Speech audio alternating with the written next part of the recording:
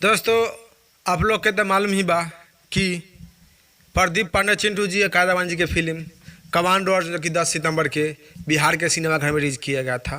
तो 5-6 दिन से जो कि अभी बिहार में प्रदीप पांडे चिंटू जी के फिल्म कमांडो अर्जुन चल रहा बा। तो कमांडो अर्जुन फिल्म से जुड़ल और कुछ आप लोग के जानकारी बतावे से पहले आप लोग के बता दी कि आप लोग देखा नहीं यादव में जो हिट भोजपुरी न्यूज, तो बहुत बहुत स्वागत बा।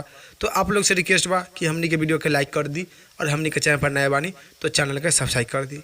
चलिए अब आप लोग के बता दी कि प्रदीप पांडे चिंटू जी और कायदावान जी की फिल्म कमांडो अर्जुन जो कि 10 सितंबर के सिनेमाघर में रिलीज किया गया था। आज 15 सितंबर बा, तो वही 5-6 दिन से जो कि प्रदीप पांडे चिंटू जी की फिल्म बिहार के सिनेमाघर में कमांडो अर्जुन चल रहा बा। तो आप लोग नीचे कमेंट बॉक्स में बताइए कि किन किन दर्शक लोग अभी तक प्रदीप पांडे चिंटू जी के फिल्म कमांडो अर्जुन देख ले बानी।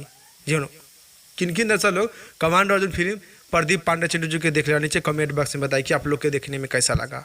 अगर अभी तक आप लोग कमांडो अर्जुन प्रदीप पांडे चिंटू जी कायदावान जी की फिल्म न देख बानी तो प्लीज़ आप लोग भी जाइए देखिए सिनेमाघर में और देख कर नीचे कमेंट बॉक्स बताइए कि आप लोग के देखने में कैसा लगा।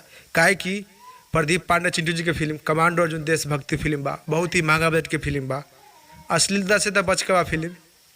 ये पूरा परिवार एक साथ बैठ कर प्रदीप पांडे चिंटू जी की फिल्म कमांडो अर्जुन देख सकत बानी। तो आप लोग को छोटा सा जानकारी बतावे के रही कि प्रदीप पांडे चिंटू जी की फिल्म कमांडो अर्जुन 5-6 दिन से जो कि बिहार के सिनेमाघर में चल रहा बा। अगर आप लोग अभी तक ना देखे बानी तो प्लीज़ आप लोग भी जाइए प्रदीप पांडे चिंटू जी की फिल्म कमांडो अर्जुन देखी और देखकर नीचे कमेंट बॉक्स में बताबी और इस जानकारी के भी बारे में का राय बा का विचार बा साथ साथ नीचे कमेंट बॉक्स में बता दें।